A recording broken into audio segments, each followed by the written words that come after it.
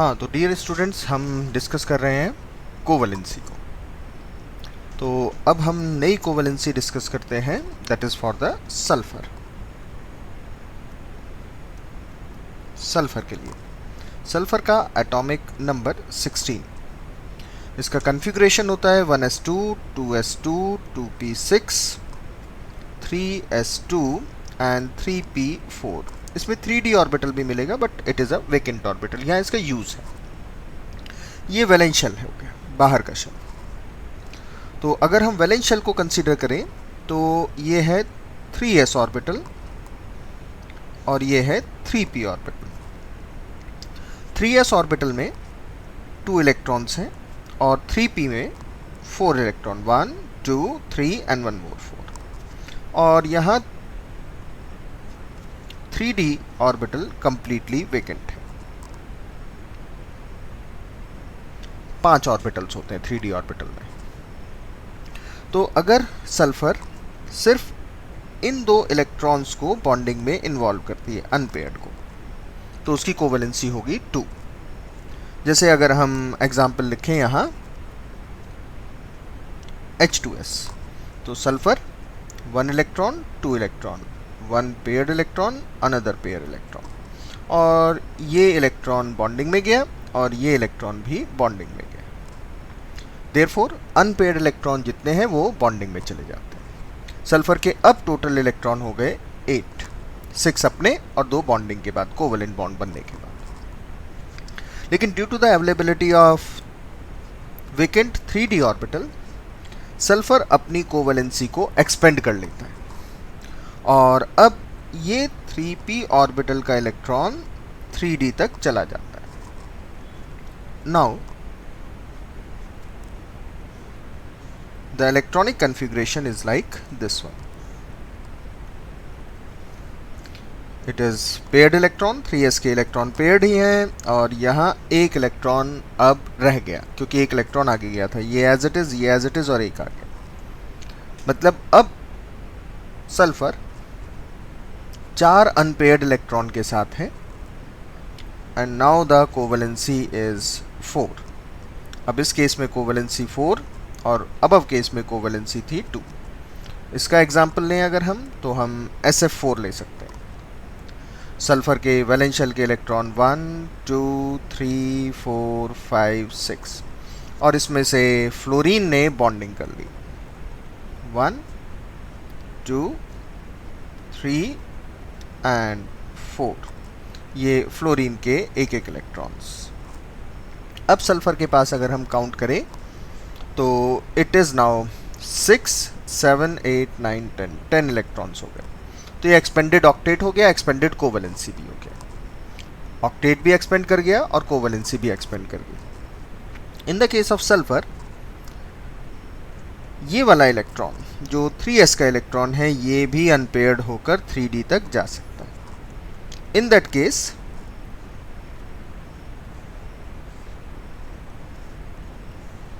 अब सल्फर के पास अगर हम काउंट करें तो ये इलेक्ट्रॉन अब अनपेयर्ड रह गया। ये इलेक्ट्रॉन अनपेयर्ड थे, ये अनपेयर्ड थे, ये अनपेयर्ड था, ये अनपेयर्ड था और एक इलेक्ट्रॉन जो आगे गया है वो भी यूज़ होगा। तो it is now the 6 unpaired electron और अब कोवलेंसी काउंट होगी 6। एग्जाम्पल SF6 ले सकते हैं हम। अब सल्फर 1 2 3 4 5 एंड 6 और 6 फ्लोरीन इससे हम अटैच कर सकते हैं। 1 फ्लोरीन 2 3 4 5 एंड 1 मोर 6। फ्लोरीन का अपना एक एक इलेक्ट्रॉन, ऑल्दो वैलेंस शेल में 7 इलेक्ट्रॉन होते लेकिन एक बॉन्डिंग में चला गया। अब अगर हम सल्फर इटसेल्फ काउंट करें तो 6 + 6 यानी 12 इलेक्ट्रॉन हो गए। एक्सपेंडेड या सुपर ऑक्टेट हो गया, हाइपरवैलेंट हो गया, एक्सपेंडेड कोवलेंसी भी हो गई इसके अंदर। तो एक्सपेंडेड कोवलेंसी और एक्सपेंडेड ऑक्टेट दोनों कंडीशन सल्फर में मिल सकती हैं और डिपेंड करता है कि सल्फर क्या कंपाउंड बना रहा है, सल्फर किस फॉर्म में जाएगा। सिमिलरली अगर हम एग्जाम्पल लें, मान लेते हैं नाइट्रोजन का,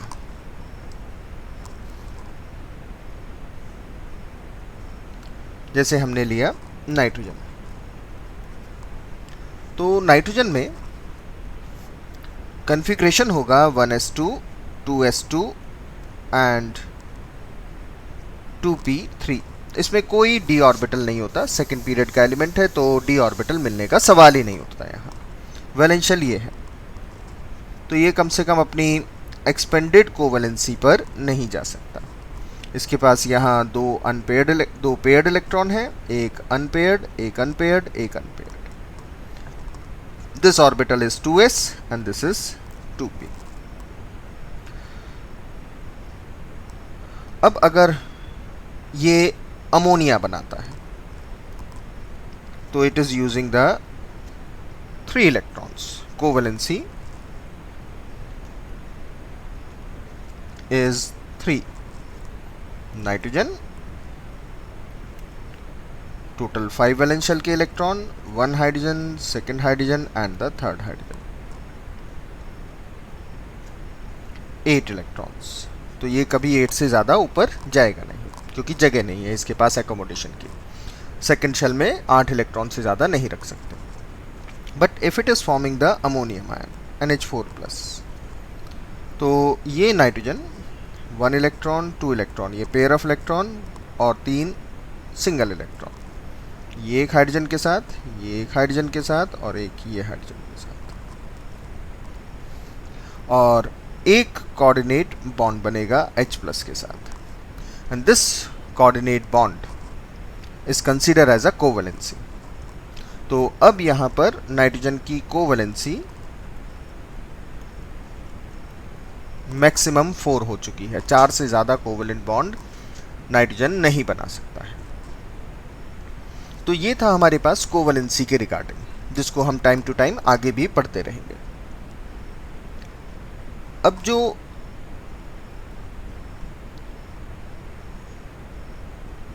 लिमिटेशंस हैं लुईस में और लैंगम्यूर कंसेप्ट में, वो कुछ इस तरीके से है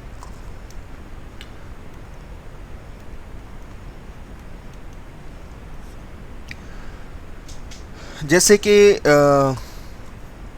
हाइड्रोजन या क्लोरीन के मॉलिक्यूल को लें तो ये एटम्स मॉलिक्यूल बना रहे हैं, देयर इज़ नो आयन, तो no electrostatic force of attraction. तो ये एटम्स कैसे आपस में बंध जाते हैं इसको एक्सप्लेन नहीं कर पाया। How atoms are held together in H2Cl2 like molecule, as there are no ions, कोई ions नहीं है तो इलेक्ट्रोस्टैटिक फोर्स ऑफ अट्रैक्शन भी नहीं होती। और एक और लिमिटेशन है कि how the energy release during the formation of bond, कि एनर्जी कैसे रिलीज होती है कोवैलेंट बॉन्ड फॉर्मेशन में। तो कुड नॉट एक्सप्लेन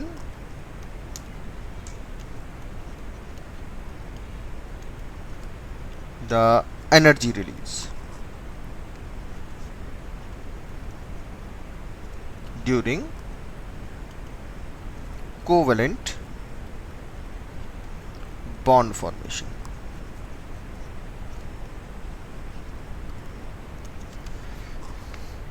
और साथ ही साथ ये कोवैलेंट कंपाउंड्स में मॉलिक्यूल की शेप या कहें उसकी ज्योमेट्री को एक्सप्लेन नहीं कर पाया। तो could not explain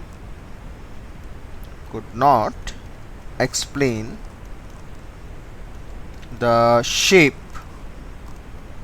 of molecules. और इन सब लिमिटेशन को बहुत हद तक VSEPR थ्योरी में एक्सप्लेन किया गया, valence shell electron pair repulsion theory. तो अब हम करते हैं VSEPR थ्योरी। VSEPR थ्योरी में कुछ जो लिमिटेशंस रही थी हमारे पास लैंगम्यूर और लुईस कंसेप्ट की, उनको रेक्टिफाई किया, उनको एक्सप्लेन किया है रादर। अब उसके कुछ मेजर पोस्टुलेट्स हैं। पोस्टुलेट्स क्या हैं VSEPR थ्योरी के? तो next theory is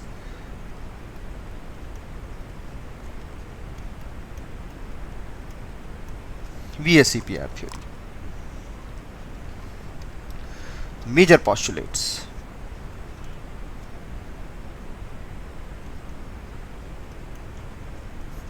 Major postulates. तो इसका जो फर्स्ट postulate है वो कहता है कि the shape of molecule depend upon the number of valence shell electron pairs. जो शेप है मॉलिक्यूल की वो वैलेंस शेल में जो इलेक्ट्रॉन पेयर्स हैं उन पर डिपेंड करेगी. इलेक्ट्रॉन पेयर कौन से, चाहे वो बॉन्डेड हो या नॉन बॉन्डेड हो. तो पोस्टुलेट का फर्स्ट पॉइंट है the shape of a molecule depends upon the number of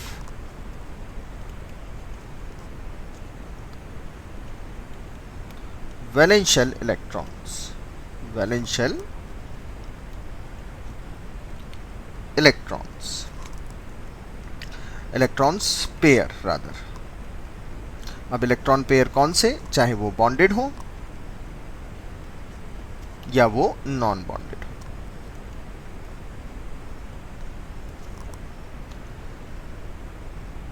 और अगर हम बॉन्डेड बोल रहे हैं तो ये बॉन्ड पेयर की बात कर रहे हैं, शेयर्ड पेयर की बात कर रहे हैं. अनशेयर्ड या नॉन बॉन्डेड की बात कर सकते हैं. तो नॉन बॉन्डेड को हम अनशेयर्ड भी बोल सकते हैं और बॉन्डेड को हम शेयर्ड भी बोल सकते हैं. राइट. और अगर कोई पेयर ऑफ इलेक्ट्रॉन है तो उसको हम लोन पेयर बोल देंगे.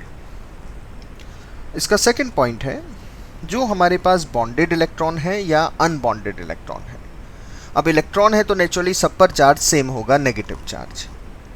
और अगर सब पर चार्ज सेम है, नेगेटिव चार्ज है, तो वो एक दूसरे को रिपेल ज़रूर करेंगे.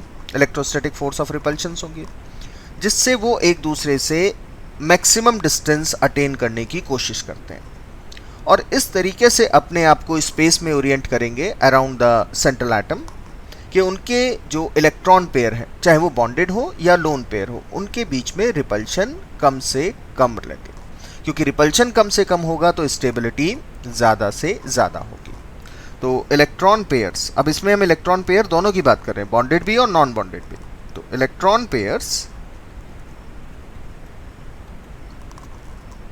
Around the central atom, around the central atom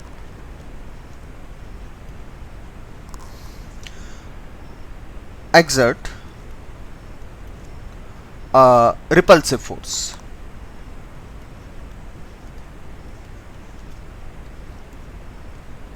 repulsive force exert करते हैं on one another, on one another. एक दूसरे पर रिपल्सिव फोर्सेस एक्ट करते हैं. And therefore they orient themselves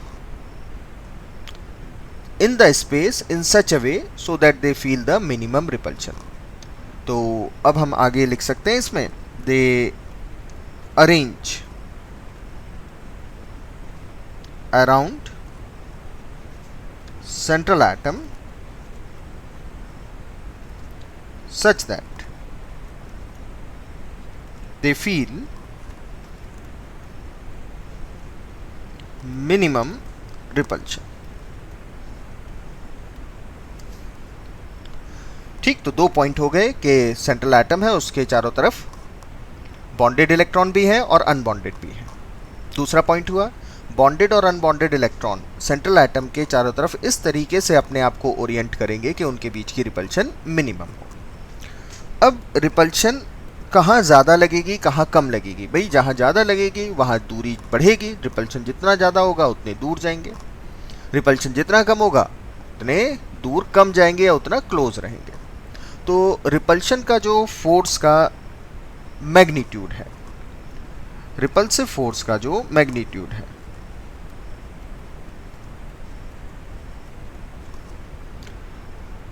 वो लोन पेयर में सबसे ज़्यादा लगेगा. लोन पेयर में सबसे ज़्यादा लगेगा. उससे कम लगेगा वो लोन पेयर और बॉन्ड पेयर के बीच में, और सबसे कम लगेगा वो बॉन्ड पेयर और बॉन्ड पेयर के बीच में। ये तो हमारा हुआ लोन पेयर और बॉन्ड पेयर। अब मान लो बॉन्ड पेयर में डबल बॉन्ड है, या बॉन्ड पेयर में ट्रिपल बॉन्ड है, या बॉन्ड पेयर में सिंगल बॉन्ड है। बॉन्ड भी तो हमारे पास डबल बन सकता है, ट्रिपल बन सकता है, सिंगल बन सकता है। तो ट्रिपल बॉन्ड बनाने में हमें 6 इलेक्ट्रॉन चाहिए, डबल बॉन्ड में 4 इलेक्ट्रॉन चाहिए, और सिंगल बॉन्ड में 2 इलेक्ट्रॉन चाहिए। जितने ज़्यादा इलेक्ट्रॉन एक दूसरे के पास पास रहेंगे उतना ज़्यादा रिपल्शन होगा, जितने कम इलेक्ट्रॉन एक दूसरे के पास रहेंगे उतना कम रिपल्शन होगा। मतलब ये कि अगर हमारे पास कोई मल्टीपल बॉन्ड है, मतलब मल्टीपल में डबल भी आया, ट्रिपल भी आया, तो मल्टीपल बॉन्ड और मल्टीपल बॉन्ड का रिपल्शन सबसे ज़्यादा होगा। मल्टीपल बॉन्ड और सिंगल बॉन्ड का रिपल्शन कम होगा, और सिंगल बॉन्ड और सिंगल बॉन्ड का रिपल्शन सबसे कम होगा। लेकिन एक बात और भी है यहाँ समझने की, जिसको हम नेक्स्ट पेज पर लेते हैं, कि भाई रिपल्शन एक्ट करने का, ऑपरेट करने की भी तो कोई सीमा होगी, डिस्टेंस होगा। पास होंगे तो रिपल्शन लगेगा, मान लो पहले से ही बहुत दूर है तो रिपल्शन कम लगेगा, और दूर हो गए तो रिपल्शन और मिनिमाइज हो जाएगा, और बहुत ज़्यादा दूर हो गए तो रिपल्शन नहीं भी लगेगा। मतलब ये जो रिपल्शन ऑपरेट होगा, repulsion operate only if angle यानी theta between the two is less than 120 degree. 120 degree से कम होगा तो ये रिपल्शन ऑपरेट होगा। मान लो जैसे ये एटम है हमारे पास ए, एक ये बॉन्ड पेयर बी के साथ और एक ये बॉन्ड पेयर बी के साथ सपोज, और यहाँ थीटा हमारे पास आया सपोज 105 डिग्री का, तो इनमें रिपल्शन लगेगा। लेकिन अगर ए और बी के बीच में थीटा ज़्यादा हुआ, 120 या उससे ज़्यादा हुआ, तब इस कंसेप्ट के अकॉर्डिंग, VSEPR के अकॉर्डिंग ये रिपल्शन ऑपरेट नहीं होता, क्योंकि दूरी इतनी ज़्यादा हो गई कि अब रिपल्शन नहीं लगेगा। तो रिपल्शन लगने के लिए चाहे वो मल्टीपल बॉन्ड मल्टीपल बॉन्ड का हो, या लोन पेयर का हो, या लोन पेयर बॉन्ड का हो, या बॉन्ड पेयर का हो, तभी ऑपरेट होगा जब 120 डिग्री से थीटा या एंगल कम होगा। 120 या उससे ज़्यादा होगा तो रिपल्शन नहीं लगेंगे, यहाँ रिपल्शन नहीं लगेंगे, यहाँ रिपल्शन ऑपरेट होंगे। नेक्स्ट पॉइंट आता बेटा। अब नेक्स्ट पॉइंट में क्या होगा बच्चों,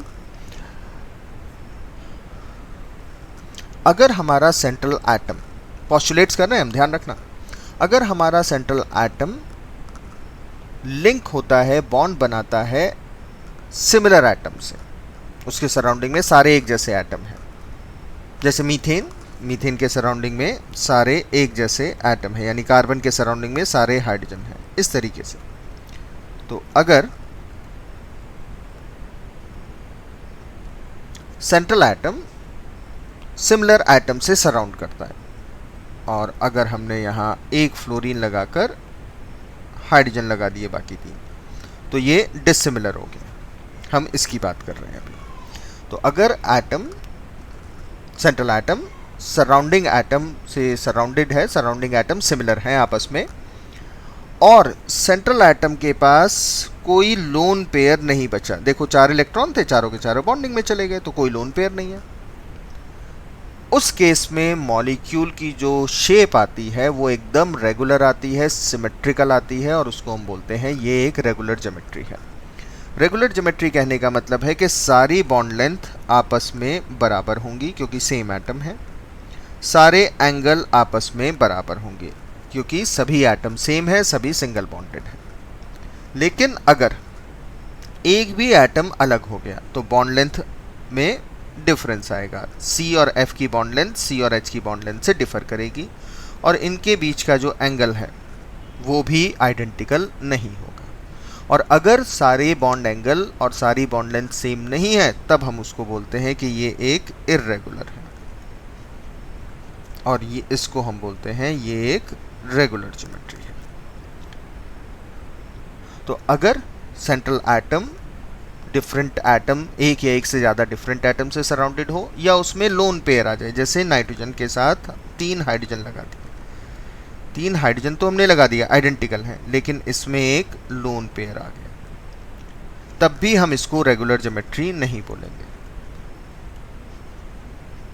तो अगर सेंट्रल एटम के सराउंडिंग में हेट्रो एटम आ जाए, डिफरेंट एटम आए, या उस पर लोन पेयर हो, तब उसकी ज्योमेट्री रेगुलर ज्योमेट्री में काउंट नहीं होगी। लेकिन अगर सारे सराउंडिंग एटम सेम हो और सेंट्रल एटम पर कोई लोन पेयर ना हो, तो हम उसको बोलते हैं regular geometry. This is the next postulate of the VSEPR theory, valence shell electron pair repulsion theory. Next postulate पर आते हैं बेटा।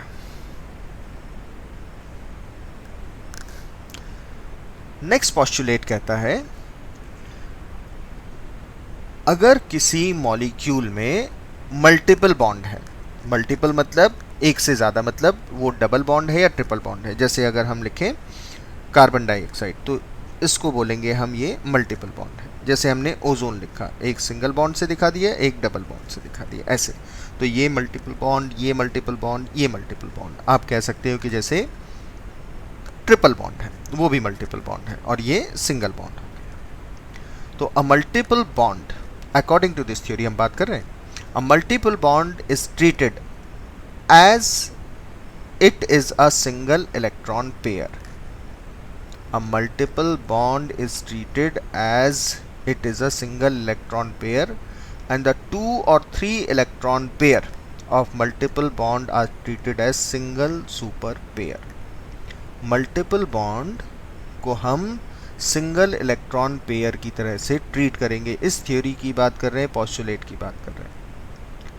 और 2 और 3 electron pair of a multiple bond is treated as single super pair, यानी एक double bond को हम या एक ट्रिपल बॉन्ड को हम सिंगल सुपर पेयर बोलेंगे, सिंगल सुपर पेयर। तो a multiple bond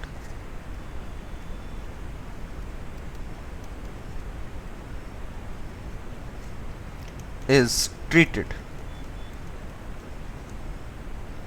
as if it is a single electron pair, और इस सिंगल इलेक्ट्रॉन पेयर को हम सिंगल सुपर पेयर बोलेंगे,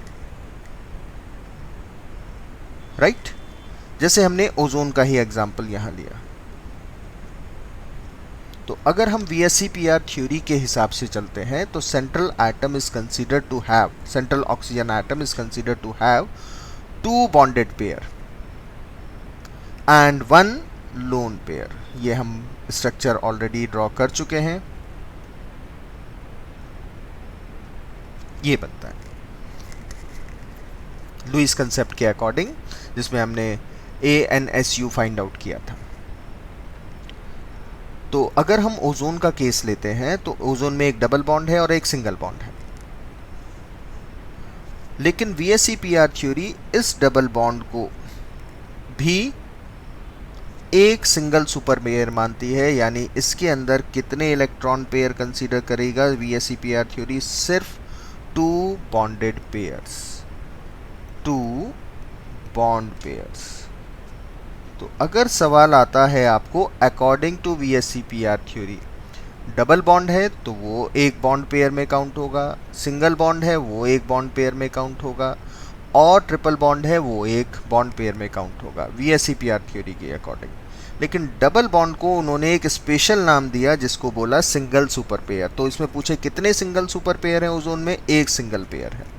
कितने बॉन्ड पेयर हैं? तो 2 बॉन्ड पेयर हैं as per the VSEPR theory. VSEPR theory के अकॉर्डिंग डबल बॉन्ड और ट्रिपल बॉन्ड को एक बॉन्ड पेयर माना गया है, एक बॉन्ड पेयर माना गया। ध्यान रखिएगा इस बात को, अगर क्वेश्चन आता है VSEPR थ्योरी के अकॉर्डिंग। और नेचुरली यहाँ जो बॉन्ड एंगल आता है वो लगभग 117 डिग्री के आसपास होता है।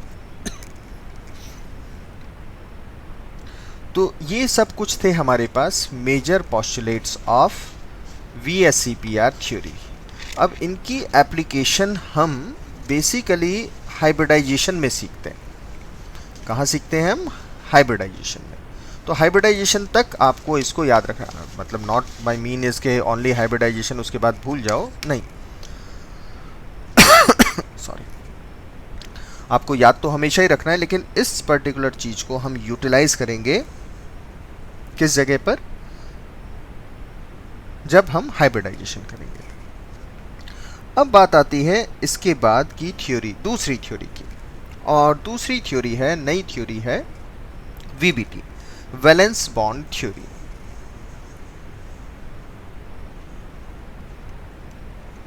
वैलेंस बॉन्ड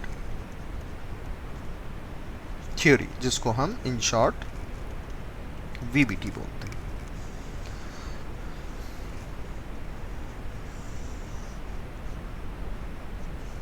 हाँ जी। और ये थ्योरी हाइटलर और लंदन ने दी थी, और इसमें फिर मॉडिफिकेशंस किए थे पाउलिंग ने। बट किसने दी थी और किसने मॉडिफिकेशंस किए थे, ये केमिस्ट्री में इम्पॉर्टेंट कभी नहीं रहे इस केस में। फिर भी हम बताते हैं, given by the Heitler and the London, और डेवलप किया था इसको पाउलिंग ने। ये जो वैलेंस बॉन्ड थ्योरी है, ये बेसिकली दो कंसेप्ट पर बेस्ड है।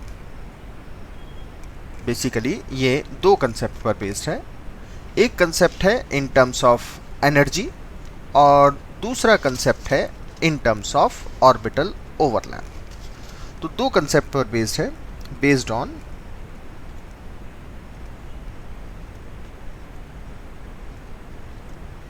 two concepts.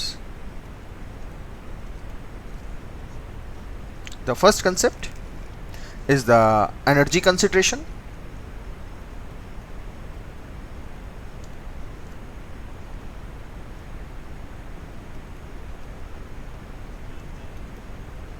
and the second concept orbital overlapping.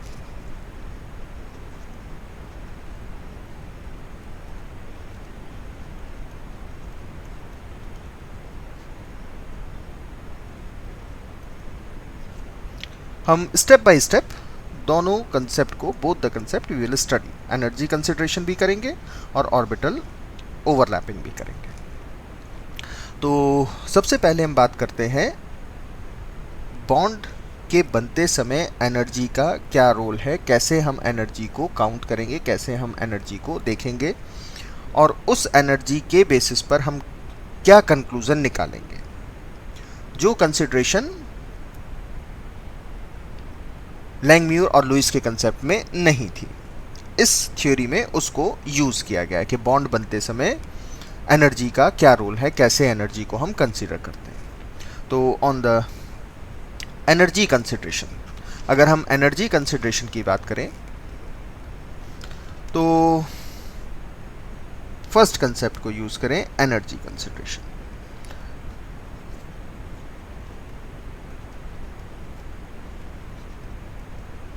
देखिए स्टूडेंट्स, एनर्जी कंसिडरेशन में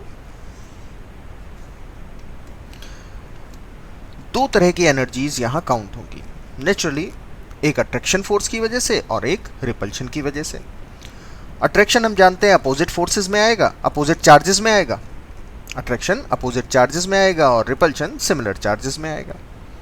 और अगर अट्रैक्शन डोमिनेट कर जाए, अगर अट्रैक्शन डोमिनेट कर जाता है, अट्रैक्शन फोर्स डोमिनेट करती है रिपल्शन के ऊपर, तो अट्रैक्शन होगा और एटम्स पास आ जाएंगे, और एटम पास आकर बॉन्ड बनाएंगे, यानी मॉलिक्यूल बन जाएगा। लेकिन अगर रिपल्शन डोमिनेट किया तो एटम्स दूर ही रहेंगे, दूर रहेंगे तो वो बॉन्ड की फॉर्मेशन नहीं कर पाएंगे। तो it is solely depend upon the magnitude of attractive and the repulsive force. Attractive force dominate, bond बनेगा, रिपल्सिव फोर्स डोमिनेट, बॉन्ड नहीं बनेगा, क्योंकि एटम्स को जब तक पास नहीं लाएंगे उनके ऑर्बिटल ओवरलैप नहीं करेंगे, उनके इलेक्ट्रॉन ओवरलैप नहीं करेंगे, कोवेलेंट बॉन्ड की फॉर्मेशन नहीं होगी। तो हम एक एग्जांपल से इसको एक्सप्लेन करते हैं, जैसे हाइड्रोजन मॉलिक्यूल का फॉर्मेशन, H2 का फॉर्मेशन। तो अगर हमारे पास एक हाइड्रोजन एटम यहाँ है, एक हाइड्रोजन एटम यहाँ पर है, दूर दूर हैं, और इन दूर दूर एटम में हम अगर किसी फोर्स को देखें तो कोई फोर्स नहीं लगेगी जब तक हम इनको पास ना लें। तो जब हम इनको पास लाते हैं तो एक हाइड्रोजन का न्यूक्लियस जिस पर पॉजिटिव चार्ज है और एक हाइड्रोजन का शेल जिसमें एक इलेक्ट्रॉन है जिस पर नेगेटिव चार्ज है। दूसरे हाइड्रोजन का सेम कंसिडरेशन, ये न्यूक्लियस जिस पर पॉजिटिव चार्ज है और इसका वैलेंस शेल जिसमें एक इलेक्ट्रॉन है जिस पर नेगेटिव चार्ज है। अब इनको हम पास लाते हैं। तो पास लाएंगे तो अब हम देखते हैं कि हमारे पास यहाँ पर अट्रैक्शन क्या है और रिपल्शन क्या है। देखिए, इलेक्ट्रॉन और इलेक्ट्रॉन के बीच में, इलेक्ट्रॉन और इलेक्ट्रॉन के बीच में यहाँ रिपल्शन लगेगी। न्यूक्लियस और न्यूक्लियस के बीच में भी रिपल्शन लगेगा because of same charge, right. अब हमने फिर से यहाँ पर लिया nucleus with the electron, nucleus with the electron. अब अट्रैक्शन भी देख लें। तो न्यूक्लियस और इलेक्ट्रॉन में अट्रैक्शन है, इलेक्ट्रॉन और न्यूक्लियस में अट्रैक्शन है। तो अट्रैक्टिव फोर्सेस भी हैं यहाँ और रिपल्सिव फोर्सेस भी हैं। एंड वी नो कि अगर हम हाइड्रोजन एटम और हाइड्रोजन एटम को पास लाएं तो हाइड्रोजन का मॉलिक्यूल बनता है। दैट रिफ्लेक्ट कि यहाँ अट्रैक्शन फोर्सेस का मैग्नीट्यूड रिपल्शन के मैग्नीट्यूड से ज़्यादा है। और जब जब अट्रैक्शन होगा या अट्रैक्शन का मैग्नीट्यूड बढ़ेगा तब तब potential energy of the system decrease होती चली जाएगी, कम होती चली जाएगी, नीचे की तरफ आती चली जाएगी। और जब ये अट्रैक्शन फोर्सेस मिनिमाइज हो जाएंगी, जब तक ये पोटेंशियल एनर्जी मिनिमाइज हो जाएगी यानी इससे कम नहीं हो सकती, तभी बॉन्ड की फॉर्मेशन हो जाएगी। इसको हम एक ग्राफ की फॉर्म में रिप्रेजेंट कर सकते हैं। हम इसको एक ग्राफ से दिखा सकते हैं। किस तरीके से दिखाते हैं, देखिए बच्चों, हमने एक ग्राफ प्लॉट करना है।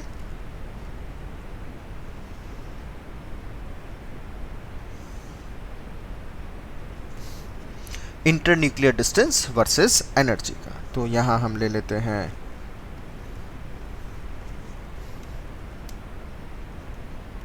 Inter nuclear distance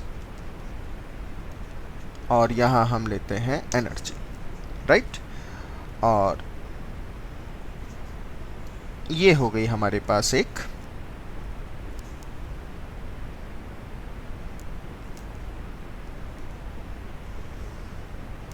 axis, right, जहां पर मान लेते हैं एनर्जी है जीरो एनर्जी। इससे ऊपर जाएंगे पॉजिटिव एनर्जी, इससे नीचे आएंगे नेगेटिव एनर्जी। हमारे पास ये एक एटम रखा हुआ है हाइड्रोजन का, यहाँ इस एक्सिस पर एक हाइड्रोजन एटम हमने यहाँ रखा है। इस हाइड्रोजन एटम को भी हम ऐसे सर्कल से दिखा देते हैं और इस हाइड्रोजन एटम को भी हम यहाँ सर्कल से दिखाते हैं। तो इस हाइड्रोजन एटम को अब हम धीरे धीरे पास लेकर आते हैं। पास लाएंगे तो अभी तो डिस्टेंस बहुत ज़्यादा है, कुछ नहीं होगा, लेकिन जैसे जैसे पास लाएंगे वैसे वैसे अट्रैक्शन फोर्स डोमिनेट करेगा। अट्रैक्शन फोर्स डोमिनेट करेगा तो पोटेंशियल एनर्जी डिक्रीज होने लगेगी। इस तरीके से ये पोटेंशियल एनर्जी डिक्रीज हो गई। लेकिन जब हम इसको एक मिनिमम डिस्टेंस से और क्लोज लाते हैं तो पोटेंशियल एनर्जी बढ़ने लगती है, इस तरीके से, क्योंकि एक्सेसिव क्लोज लाने से अब रिपल्शन फोर्स डोमिनेट करते हैं। पहले दूर ज़्यादा है तो अट्रैक्शन फोर्स डोमिनेट करते हैं, तो अट्रैक्शन फोर्स डोमिनेट करेंगे, मिनिमम डिस्टेंस पर आ जाएगा। और ये वाला जो हमारा हाइड्रोजन एटम है, जिसको हम अब ऐसे, ये वाला हाइड्रोजन एटम ये यहाँ है, ये रहा, इसी एक्सिस पर है। अब ये ग्राफ हमें मिलता है कुछ ऐसे।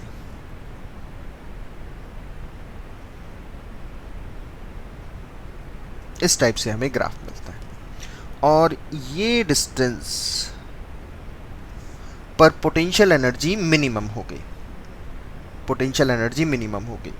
इस डिस्टेंस से अगर हम एटम को, ग्रीन वाले एटम को दूर लेकर जाएंगे तो वैल्यू बढ़ेगी पोटेंशियल एनर्जी की। पास लेकर आएंगे तो भी बढ़ेगी। ये देखो, दूर लेकर जा रहे हैं तब भी बढ़ रही है, पास लेकर आ रहे हैं तब भी बढ़ रही है।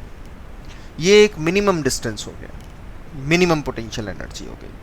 और इस पॉइंट पर आकर बॉन्ड की फॉर्मेशन हो जाएगी। मतलब यहाँ पर अगर हम देखें इस पर्टिकुलर जगह पर, तो हाइड्रोजन का एटम दूसरे हाइड्रोजन के एटम से ओवरलैप करके बॉन्ड बनाएगा और इतनी energy, this much amount of energy will release, इतनी एनर्जी रिलीज हो जाएगी और इसी को हम कहेंगे बॉन्ड एनर्जी। तो this much amount of energy is release which is named as bond energy. इसी को हम बॉन्ड एनर्जी कहेंगे। One thing.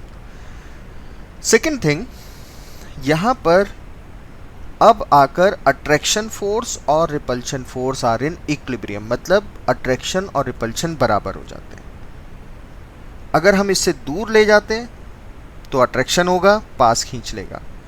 इससे पास लेकर आते हैं तो रिपल्शन होगा, यहां पहुंचा देगा, यानी ये एटम यहीं रहेगा। तो at bonding condition,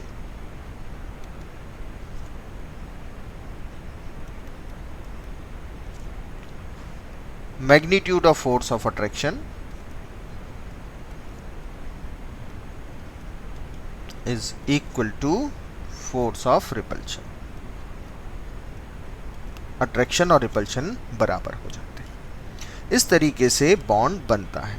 energy consideration और एनर्जी रिलीज कैसे होती है ये भी इस डायग्राम की हेल्प से, इस ग्राफ की हेल्प से एक्सप्लेन कर दिया गया according to the valence bond theory, VBT theory. ये तो हमने हाइड्रोजन मॉलिक्यूल के बनने की कहानी सुनाई आपको, कैसे बनता है। कहानी तो क्या, कंसेप्ट है। अब हम एक और एग्जांपल लेते हैं, जैसे हीलियम। तो हम मान लेते हैं हीलियम और हीलियम को पास लाएं और हाइपोथेटिकली माने हमने हीलियम 2 बनाया। अब एनर्जी कंसिडरेशन से देखते हैं कि हीलियम बनेगा भी या नहीं बनेगा, राइट। तो अगर हम हीलियम को यहाँ पर देखते हैं तो हीलियम ये रहा न्यूक्लियस और ये उसके चारों तरफ 2 इलेक्ट्रॉन, एक ये और एक ये। दूसरा हीलियम का एटम, उसका न्यूक्लियस और उसकी सराउंडिंग में भी 2 इलेक्ट्रॉन्स, 1 एंड 2। इसमें हम पहले अगर रिपल्शन फोर्सेस को कंसीडर करते हैं बच्चों, तो इलेक्ट्रॉन और इलेक्ट्रॉन के बीच में रिपल्शन लगेगा। इलेक्ट्रॉन और इलेक्ट्रॉन के बीच में रिपल्शन लगेगा। न्यूक्लियस और न्यूक्लियस के बीच में भी रिपल्शन लगेगा। और ये इलेक्ट्रॉन और ये इलेक्ट्रॉन का भी रिपल्शन आएगा और इस इलेक्ट्रॉन और इस इलेक्ट्रॉन का भी रिपल्शन लगेगा। ये हैं हमारे पास रिपल्शंस, टोटल रिपल्शंस। फिर हम अट्रैक्शन देखते हैं। ये हमारे पास न्यूक्लियस और ये आउटर शेल, ये दूसरे एटम न्यूक्लियस और ये उसका आउटर शेल। इसके अंदर एक इलेक्ट्रॉन, इसके अंदर एक इलेक्ट्रॉन, ये दूसरा इलेक्ट्रॉन और ये इलेक्ट्रॉन। अब अट्रैक्शन की बात करें तो अगर हम अट्रैक्शन को यहाँ कंसीडर करते हैं तो अट्रैक्शन हम अपोजिट चार्जेस में देखेंगे। तो इस न्यूक्लियस का इस इलेक्ट्रॉन से अट्रैक्शन होगा, बिल्कुल, और इस न्यूक्लियस का इस इलेक्ट्रॉन से भी अट्रैक्शन होगा। साथ ही साथ ये सेकेंड न्यूक्लियस और ये इलेक्ट्रॉन का अट्रैक्शन है और ये और अट्रैक्शन है। तो ये सब हैं हमारे पास अट्रैक्शन फोर्सेस। अट्रैक्शन फोर्सेस अब अगर हम नंबर ही काउंट कर लें, रिपल्शंस हैं टोटल 5 रिपल्शंस हैं और अट्रैक्शन है टोटल 4, तो naturally repulsion will dominate not attraction. इसका मतलब है कि हीलियम 2 हम नहीं बना सकते, और helium is mono atomic gas, वो डायमर नहीं बनाता। तो अट्रैक्शन और रिपल्शन के मैग्नीट्यूड नंबर के बेसिस पर हम बता सकते हैं कि बॉन्ड बनेगा या नहीं बनेगा अकॉर्डिंग टू वीबीटी। अच्छा, अगर इसका हमें ग्राफ प्लॉट करना पड़ जाए कि भाई ग्राफ कैसा होगा, potential energy versus internuclear distance का ग्राफ लें अगर हम, तो क्योंकि ये पास लाने पर हमेशा एनर्जी बढ़ाएंगे, रिपल्शन डोमिनेट ही करेगा, तो पास लाएंगे इनकी एनर्जी बढ़ेगी ही बढ़ेगी सिर्फ। तो अगर हम potential energy versus internuclear distance का ग्राफ लें,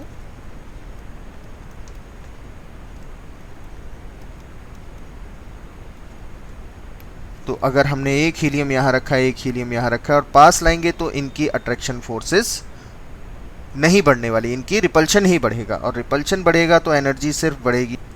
ग्राफ आपको कुछ इस तरीके का मिलता चला जाएगा, ऐसा ग्राफ मिल जाएगा आपको, एनर्जी बढ़ती जाएगी जितना पास लाएंगे।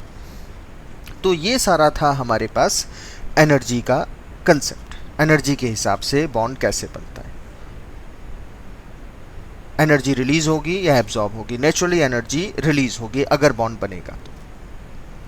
अब दूसरा कंसेप्ट आता है हमारे पास ऑर्बिटल कंसेप्ट, ऑर्बिटल की ओवरलैपिंग।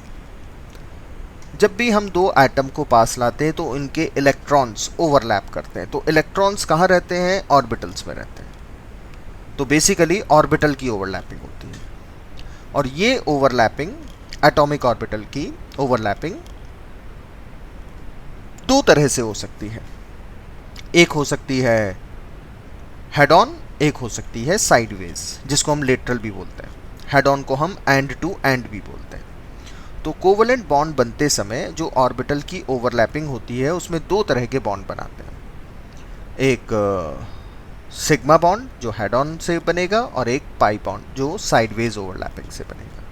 तो अब हम बात करेंगे ऑर्बिटल ओवरलैपिंग, यानी दूसरा कंसेप्ट वीबीटी का, orbital overlap concept.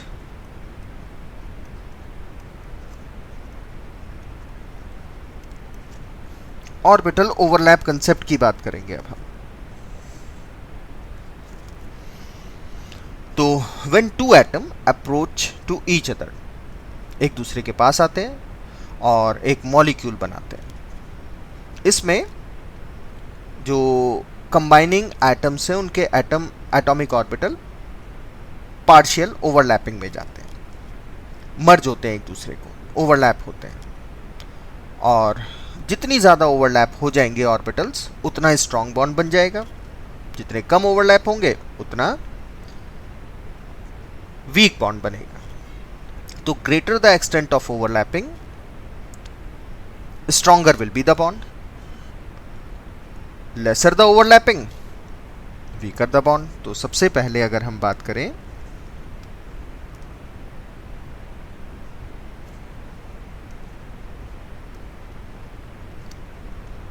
greater the overlapping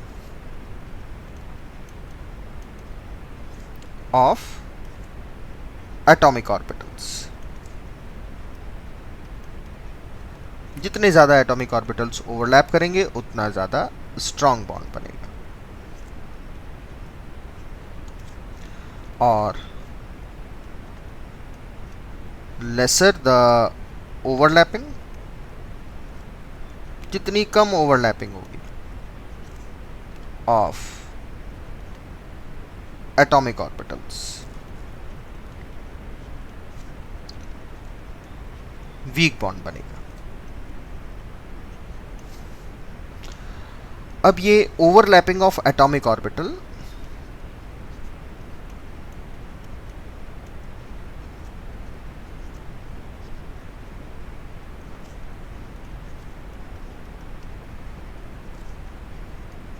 is of further two types, दो तरह की होती है, जिसको हम बोलते हैं एंड टू एंड या हेड ऑन, या एक्सियल ओवरलैपिंग भी बोलते हैं। इसको हम हेड ऑन बोलते हैं। इसको हम एंड टू एंड भी बोल देते हैं, या इसको हम एक्सियल ओवरलैपिंग भी बोलते हैं। और जो दूसरी है दैट इज द साइडवेज या लेटरल। तो सेकंड इज साइडवेज और द लेटरल ओवरलैपिंग।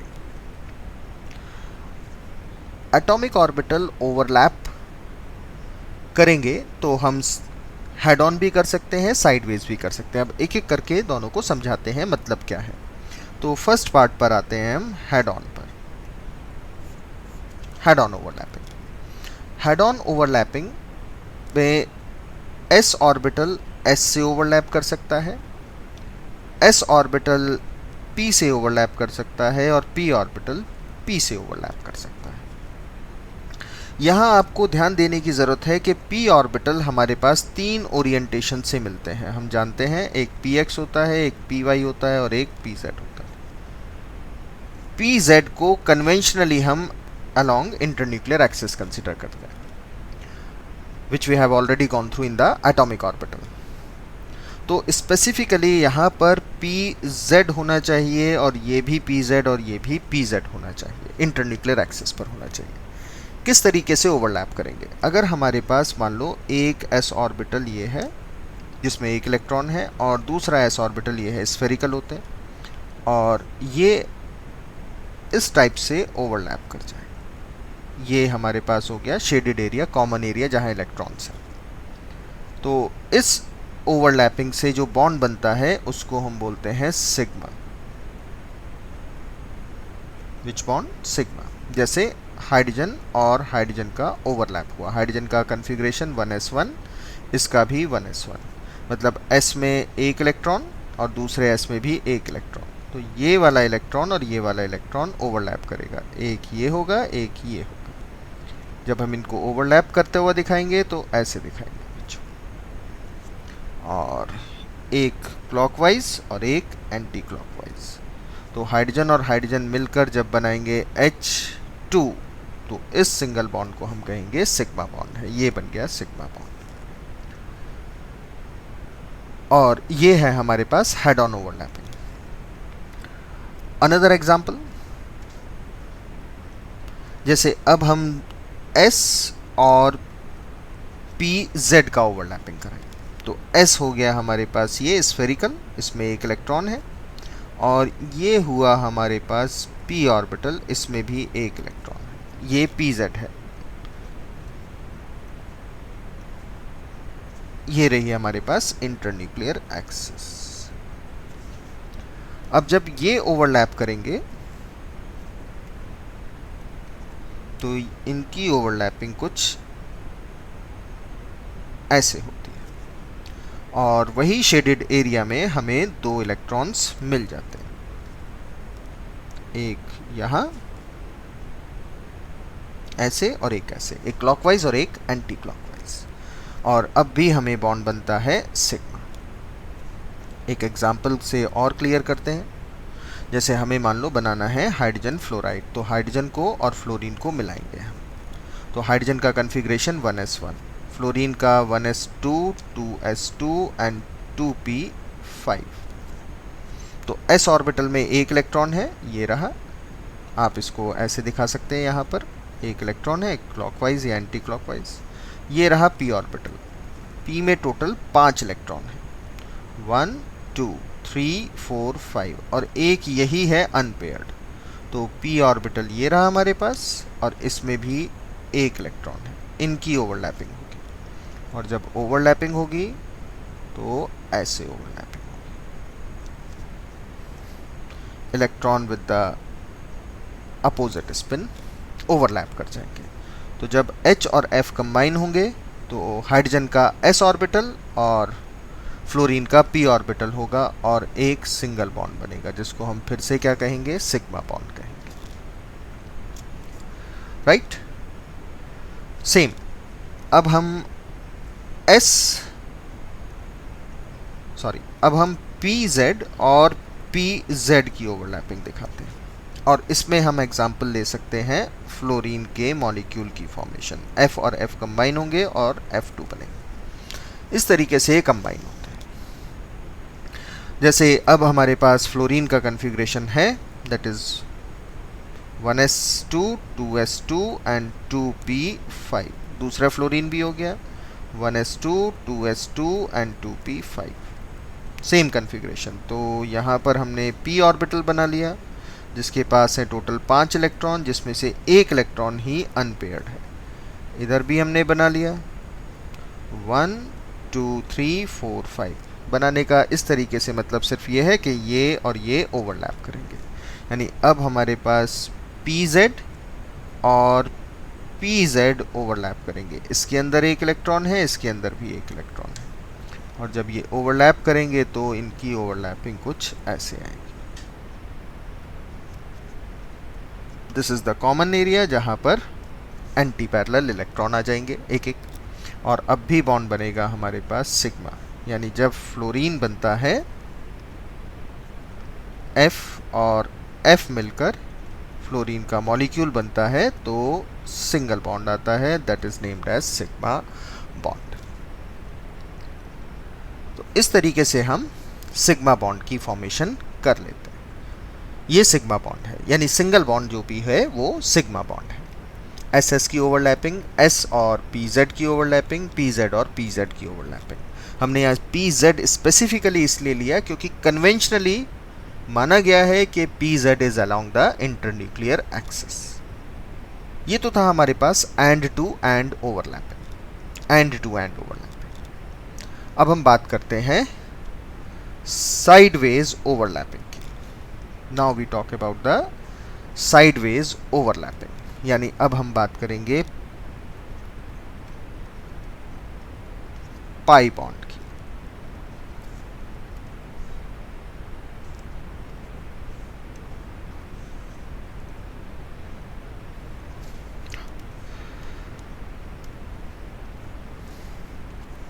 तो पाई बॉन्ड बनता है हमारे पास साइडवेज या lateral overlapping of two half orbitals, parallel orbitals होते हैं, और ये ऑर्बिटल बेसिकली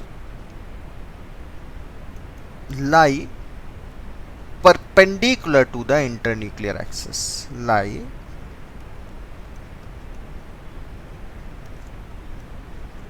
perpendicular to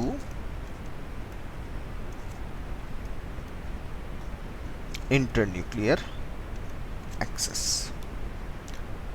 जैसे PY की ओवरलैपिंग PY से ही होगी, PX की ओवरलैपिंग PX से ही होगी।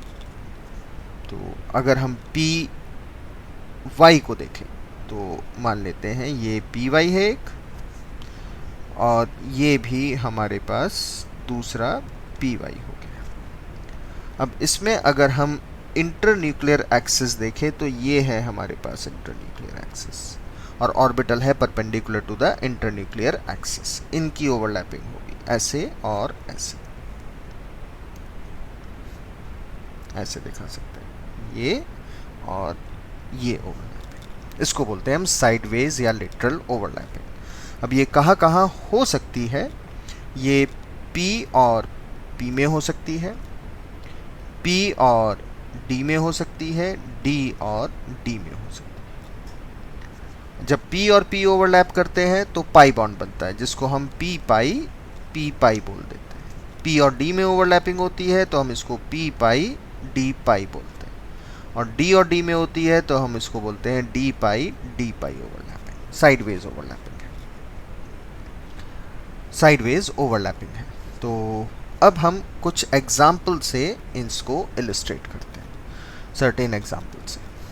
जैसे हमें मान लो ऑक्सीजन का मॉलिक्यूल बनाना है, तो ऑक्सीजन का मॉलिक्यूल बना O combine with O to form O2, और O2 में इस टाइप की बॉन्डिंग हम जानते हैं, दो कोवलेंट बॉन्ड बन जाते हैं। अब ऑर्बिटल ओवरलैपिंग के कंसेप्ट से चलें तो ये बॉन्ड बनते कैसे। देखो बच्चों, ऑक्सीजन का कन्फिग्रेशन है 1s2 2s2 and 2p4। Naturally दूसरे ऑक्सीजन का भी सेम ही कन्फिग्रेशन होगा 1s2 2s2 एंड 2p4। ये वैलेंस शेल और ये वैलेंस शेल। अगर हम p ऑर्बिटल को कंसीडर करें जिसमें 4 इलेक्ट्रॉन है तो 1 2 3 एंड 4, दूसरे को भी कंसीडर करें तो 1 2 3 एंड 4, दो इलेक्ट्रॉन अनपेयर्ड है दोनों केसेस में। तो इसमें जो ओवरलैपिंग होगी वो इसकी ओवरलैपिंग इससे होगी। यहाँ कहने का मतलब है कि अगर ये px है तो ये भी px ही होना चाहिए, और दूसरी ओवरलैपिंग यहाँ से यहाँ होगी, इधर से इधर होगी। नेचुरली अब इसमें z हम नहीं लेंगे क्योंकि साइडवेज ओवरलैपिंग करनी है। तो अगर ये py है तो ये भी py ही होगा। इस तरह की ओवरलैपिंग होगी। तो यहाँ हम ओवरलैपिंग को दिखाते हैं, जैसे एक ये ऑर्बिटल हो गया और एक ये ऑर्बिटल हो गया जिसमें एक एक इलेक्ट्रॉन है, एक यहाँ है एक यहाँ है। इसको हम py मान लेते हैं और इसको हम px मान लेते हैं। आप pz मान लीजिए along द इंटरन्यूक्लियर एक्सिस। दूसरा ये हो गया हमारे पास, ये py हो गया और ये px या pz में से कुछ भी मान सकते हैं, लेकिन जो ये मानेंगे वही ये होगा। अब ये तो रही हमारे पास इंटरन्यूक्लियर एक्सिस।